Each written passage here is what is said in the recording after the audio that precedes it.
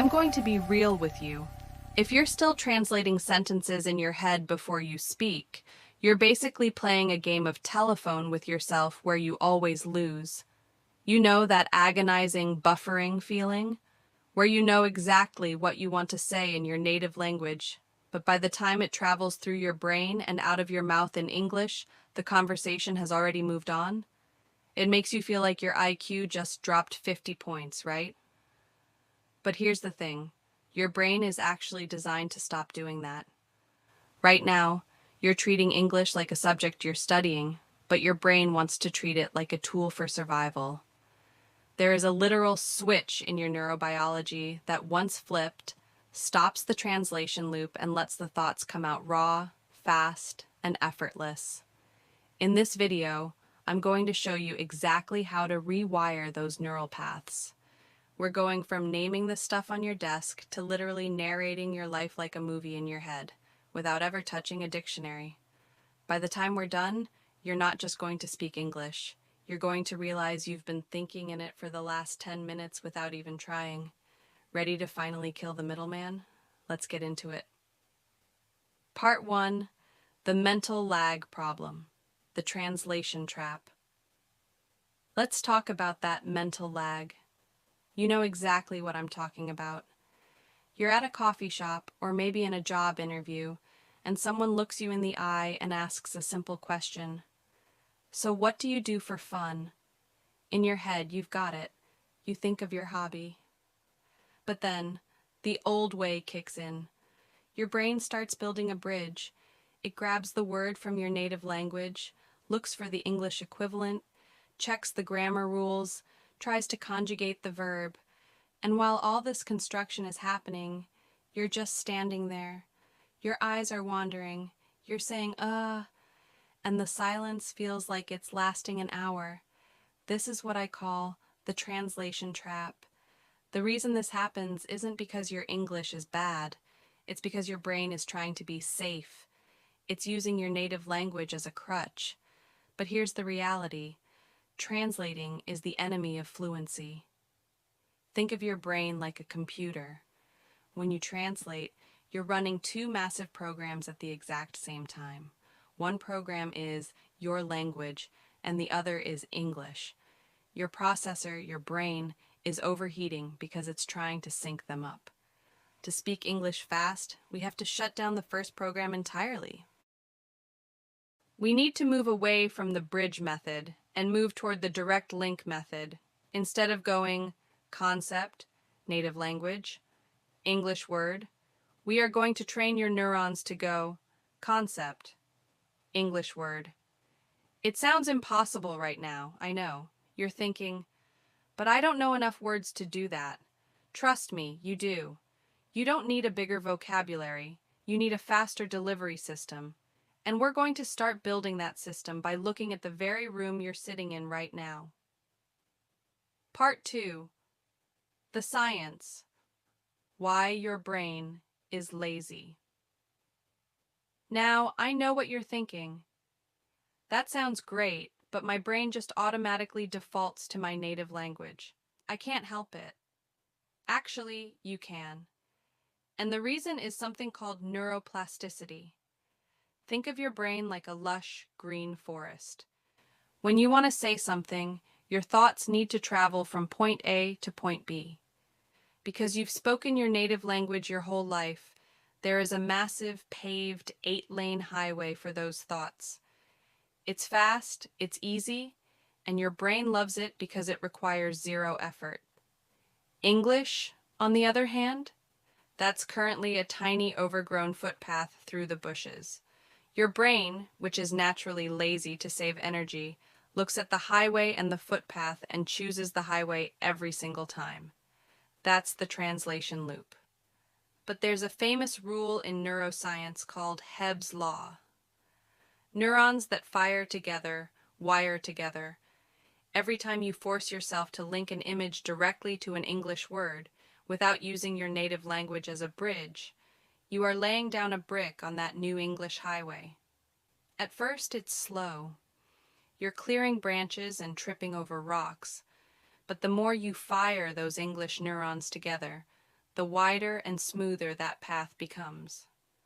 There is also a concept called dual coding theory. Scientists have found that we store information in two ways, through images and through words. When you translate, you're trying to link word A to word B. It's weak. But when you link an image, like a cold glass of water, directly to the English word, water, you're coding it twice as strong in your brain. We aren't just learning a language here. We are literally physically restructuring your brain to prioritize English. And we're going to start that construction project right now with step 1. Step 1, labeling your environment, the noun phase. All right, so how do we actually start building that English highway? We start with the objects physically touching your life right now. This is the noun phase, and it's the foundation of thinking in English. Most people make the mistake of trying to think in complex sentences immediately. That's like trying to run a marathon before you can crawl. Instead, we're going to use a technique called direct association. The goal here is to delete the translation middleman. When you look at the device in your hand, I don't want you to think of the word for it in your language and then say phone. I want the image of the device to trigger the sound phone instantly. Here's your first drill, the mental sticker method. I want you to imagine you have a pack of invisible sticky notes. Look around the room. Every time your eyes land on something, slap an English label on it. Window, table, laptop, coffee. Don't worry about the table is brown or I want coffee. Just the nouns. You're essentially re-tagging your world. Pro tip, if you want to take this to the next level, actually use physical sticky notes. Put one on your mirror that says mirror. Put one on your fridge that says fridge. Why? Because of a psychological phenomenon called incidental learning. When you see that word associated with the object 50 times a day, your brain stops learning the word and starts owning it. You aren't memorizing a vocabulary list. You're changing your reality. The moment you can look at an object and the English word pops up before your native word, you've officially fired your first English neuron. You're no longer a student, you're a thinker. But naming things is just the start. To actually think in a language, you need movement, you need action. Step 2, the internal monologue, the verb phase. Now that you've started tagging your world with nouns, it's time to add some grease to the gears. We're moving from static objects to movement. This is where most people get stuck because they try to be too poetic. Forget being poetic. I want you to become a sports commentator for your own life. This is the internal monologue phase. The goal here is to take those nouns you just learned and connect them with simple verbs. You're going to narrate your actions in real time using the simplest sentence structure possible. Subject plus verb plus object. Here's how it looks in real life. Instead of just thinking water, you think, I am drinking water. Instead of keys, you think, I am grabbing my keys. It sounds almost too simple, right? But here's the science. When you narrate your own actions, you are engaging the motor cortex of your brain alongside your language centers. You're literally physically feeling the action while you say the English words in your head. This creates a triple threat memory bond. You see the object, you do the action, and you hear the English thought. The no pressure rule. The best part about this? Nobody can hear you. You can make 1,000 grammar mistakes and it doesn't matter. If you say, I go door, instead of I am walking toward the door, keep going. Do not stop to correct your grammar. If you stop to fix a verb tense, you've just switched back into study mode. We want to stay in flow mode. Try this today. Pick a mundane task, like washing the dishes or walking to your car, and commit to 60 seconds of English narration. I open the car, I sit down, I start the engine. It is cold today. By doing this, you're teaching your brain that English isn't a performance you give once a week in a classroom. It's the operating system for your daily life. Step 3, the guess the word game, the circumlocution hack. So, you're in the middle of your internal monologue, you're flowing, you're feeling like a native speaker, and suddenly, bam, you hit a wall. You want to say, I'm putting the bread in the toast maker thingy. You realize you don't know the word for toaster. Usually this is where most people quit. They get frustrated, pull out their phone, open Google Translate, and just like that, the English highway is closed for construction. You're back to your native language. In linguistics, we have a secret weapon for this called circumlocution. It's a fancy word for talking around something.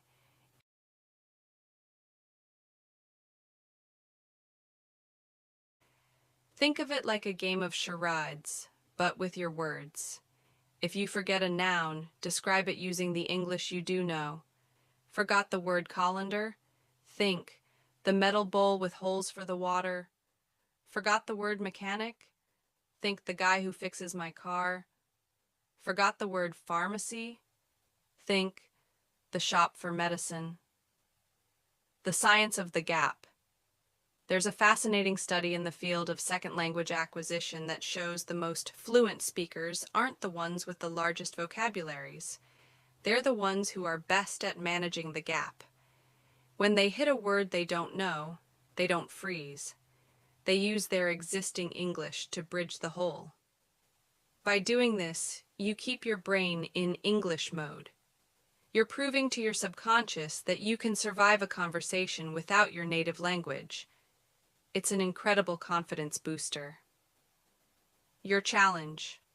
The next time you're thinking in English and you get stuck, forbid yourself from looking up the word for 60 seconds. Try to explain it to yourself in English first. If you can describe it, you've won. You've successfully navigated a language emergency without a translator. Step 4. The environment flip, digital immersion. At this point, you've got the internal engine running.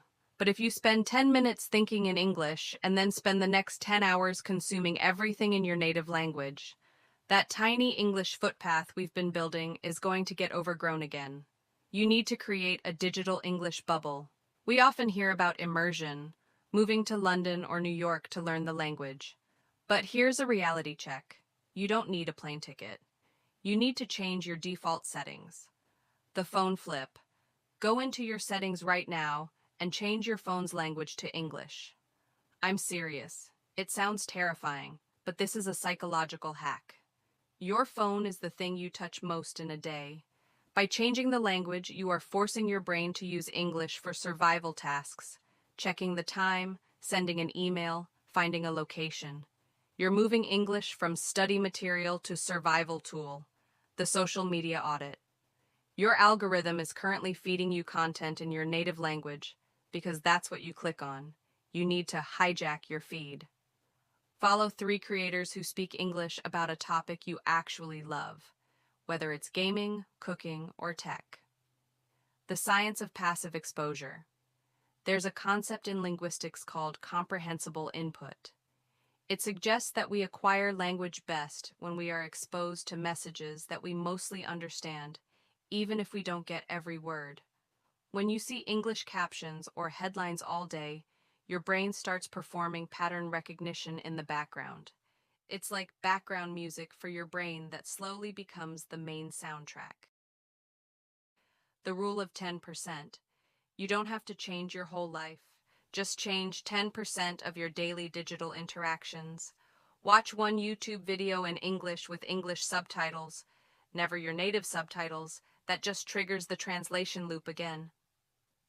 By flipping your environment, you aren't just trying to think in English anymore. You're making it impossible not to. Part 7. The micro-doubt block, killing perfectionism. We've covered the methods and the hacks, but we need to address the invisible wall that stops 90% of people from actually doing this. The fear of being wrong in your own head. I know how it feels. You start thinking in English, and suddenly that little voice in the back of your mind says, Wait, was that the past tense? Is it I have gone or I went? This sounds so broken. I sound like a child. And just like that, you feel discouraged. You stop. You go back to the safety of your native language because at least there, you sound smart. But here is the mindset shift. You need to survive this. Your internal English doesn't have to be perfect. It just has to be present. The good enough logic. In your native language, do you think in perfectly structured, grammatically flawless paragraphs? Of course not. You think in fragments, slang, and half-formed ideas. So why are you holding your English thoughts to a higher standard than your native thoughts? The science of mistakes. Psychologically, when you correct yourself too much, you're activating the affective filter. This is a mental block discovered by linguist Stephen Krashen. When your anxiety or self-consciousness is high, your brain literally shuts down its ability to acquire language. By being a perfectionist, you are actually making it harder for your brain to learn. The fix. Treat your mistakes like data points, not failures. If you realize you said something wrong, don't stop and apologize to yourself. Just say the correct version and keep moving. Remember, speed greater than accuracy. In the beginning, the goal is to keep the English engine running for as long as possible. If the engine is making a weird noise but the car is still moving, stay in the car. The more miles you drive, the smoother the engine will get. The ultimate drill, the 5-minute summary. We've built the road, we've started the engine, and we've cleared the mental roadblocks. Now, I'm going to give you the one exercise that acts like a save button for your progress. I call it the 5-minute recap. Think of this as your cool down session after a workout. If you do this every night, you're essentially telling your brain, hey, this English stuff, it's important. Don't delete it while I'm sleeping. The drill. Right before you go to bed, when your brain is naturally starting to process the day, give yourself a 5-minute summary of everything that happened. But here's the rule. Do it entirely in English, and do it out loud if you can. Today was actually pretty good. I woke up at 7. I had a huge breakfast. Work was a bit stressful because of the meeting, but I handled it. Why this works. The science. This taps into the spacing effect and memory consolidation. When you recap your day, you're forced to use different tenses, past, present, and future, in a context that actually matters to you. You aren't talking about John and Mary from a textbook. You're talking about your life. The stacking. Technique. If 5 minutes feels too long, start with 2 minutes. The key is consistency over intensity. It is much better to think in English for 5 minutes every single night than to try to do it for 3 hours once a week. You are building a habit, and habits are built through repetition. By doing this recap, you're ending your day in English mode. And guess what? There's a very high chance you'll actually start dreaming in English. When that happens, you'll know the highway is officially open for business. Conclusion and the final push. Look, you've stayed with me this far, which means you're already ahead of 95% of English learners. You now have the science, the tools, and the strategy. Let's recap the latter. Label your world, the nouns. Narrate your actions, the verbs. Use circumlocution, the guess the word, hack. Flip your environment, the digital immersion. Summarize your day, the 5-minute recap. The mental lag you feel right now, it's temporary. It's just the sound of your brain building new paths. Every time you choose an English word over a translation, you're winning. Your homework. I want you to do the mental sticker drill right now. Look at one thing in your room and comment the English word for it down below. Let's start that English highway together.